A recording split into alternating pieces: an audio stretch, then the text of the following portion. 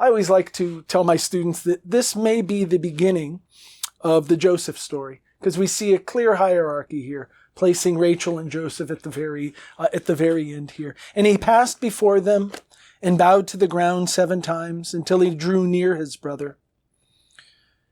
And Esau ran to meet him and embraced him and fell upon his neck and kissed him, and they wept.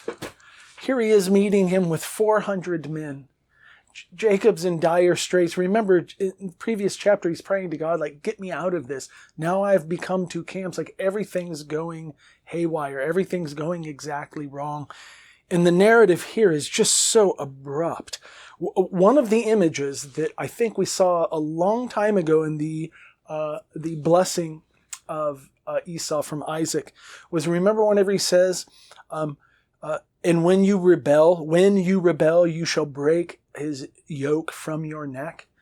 The neck imagery is used here again, except what does he do? Esau runs up and falls upon his neck, and they wept. And so in some ways, I think here with the reconciliation scene, I think and there is in some ways in which that Esau has in fact broken that yoke from his neck. Ironically, not with the 400 men that he shows up with, rather with these tears. And look, my reading is really based on kind of reconciliation. Alter's a little skeptical of Jacob even after this scene here. But for me, I think there's a moment, it's kind of this ideal moment in the text to say, here we have this rivalry gone awry. Here we have a fear for his life. Here he's trying to placate his brother. Here's that moment of violence with the 400 men who were there.